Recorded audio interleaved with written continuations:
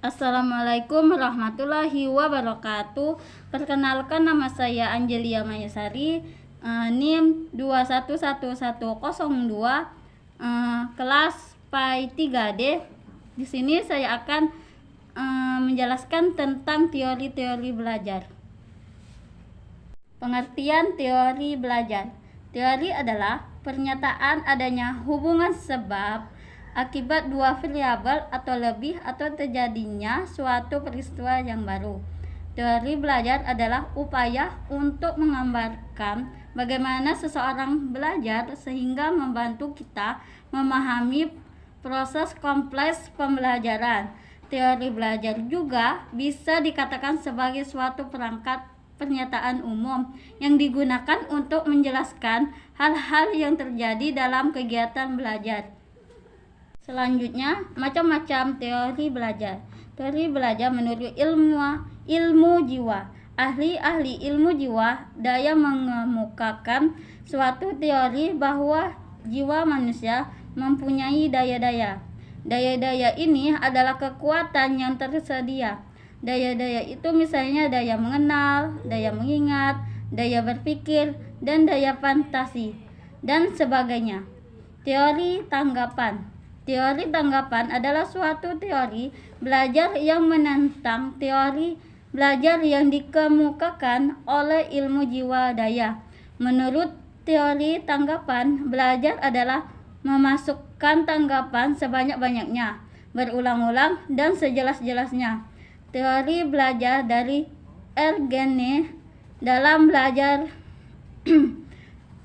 masalah belajar. Ergene memberi dua definisi belajar adalah suatu proses untuk memperoleh motivasi dalam pengetahuan, keterampilan, kebiasaan, dan tingkah laku. Belajar adalah pengetahuan atau keterampilan yang diperoleh dari instruksi.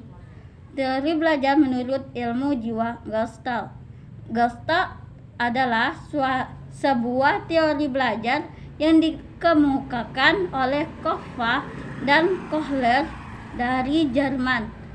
Teori ini berpandangan bahwa keseluruhan lebih penting dari bagian-bagian, sebab keberadaan bagian-bagian itu didahulukan oleh keseluruhan. Misalnya orang mengamat seseorang dari kejauhan. Teori belajar menurut jiwa asosiasi. Teori asosiasi berprinsip bahwa keseluruhan itu sebenarnya terjadi dari penjumlahan bagian-bagian atau unsur-unsurnya.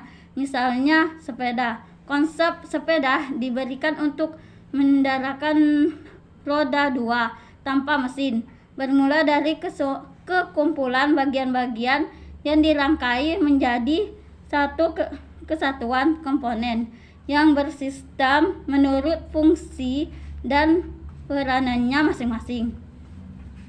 Dari aliran ilmu jiwa asosiasi ada dua teori yang sangat terkenal, yaitu teori koneksionisme dan kondisionisme. Koneksionisme ada teori belajar yang lebih menekankan pada tingkah laku manusia, memandang individu sebagai makhluk kreatif yang memberi respon terhadap lingkungan, pengalaman, dan pemeliharaan akan memberi perilaku mereka. Ciri dari teori ini adalah mengutamakan unsur-unsur dan bagian kecil bersifat mekanistis, menekankan peranan lingkungan, mementingkan pembentukan reaksi atau respon, menekankan pentingnya latihan, mementingkan mekanisme hasil belajar, mementingkan peranan, kemampuan, dan hasil belajar yang diperoleh adalah munculnya perilaku yang diinginkan. Misalnya, guru memberi contoh rumus matematika dengan cara mudah dan rumit. Kemudian guru memberi pandangan dalam kehidupan sehari-hari, misalnya cara mudah dan cara rumit. Seperti kita ingin ke suatu tempat, ada jalan dekat dan ada juga jalan jauh. Teori conditioning, bentuk-bentuk yang nyata terlihat dalam kehidupan, bentuk-bentuk kelakuan yang ditimbulkan oleh stimulus terjadinya karena adanya conditioning.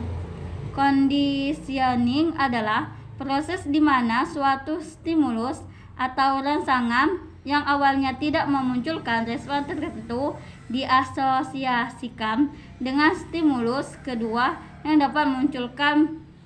Misalnya guru memberi pertanyaan kepada siswa, kemudian siswa tersebut bisa menjawabnya.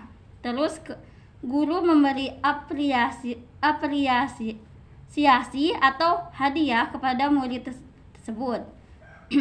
Pada dasarnya banyak sekali teori belajar yang dapat digunakan guru untuk proses kegiatan belajar. Namun secara umum terdapat 3 teori keutamaan tentang teori belajar. Yang pertama, teori belajar tentang behavioristik. Teori behavioristik menyatakan bahwa belajar adalah merubahkan tingkah laku. Seseorang dianggap telah belajar sesuatu jika ia telah mampu menunjukkan perubahan tingkah laku.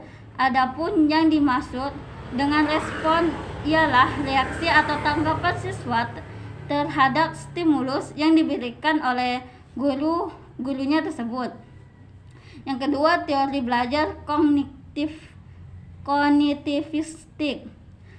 Teori kognitivistik adalah perubahan perilaku dan pemahaman yang selalu berbentuk tingkah laku yang dapat diamati dan dapat diukur. Asumsi teori ini adalah bahwa setiap orang telah memberi pengetahuan dan pengalaman yang telah tertara dan bentuk struktur kognitif yang dimilikinya.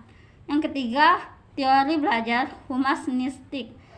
Menurut teori humanistik, tujuan belajar adalah untuk kemanusiaan manusia.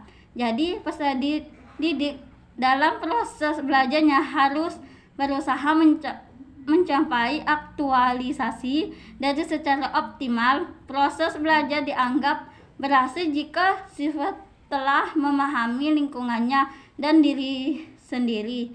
Maka dari itu yang menjadi tujuan utama para guru adalah memberi anak didik untuk mengembangkan dirinya sendiri. Bagaimana membentuk anak didiknya dapat lebih mengenal dirinya sendiri sehingga nantinya dapat mengembangkan potensi yang dimiliki masing-masing. Baiklah, telah selesai video dari saya. Jika ada kata-kata yang salah, saya minta maaf, dan kepada Allah saya minta ampun. Saya akhiri. Wassalamualaikum warahmatullahi wabarakatuh.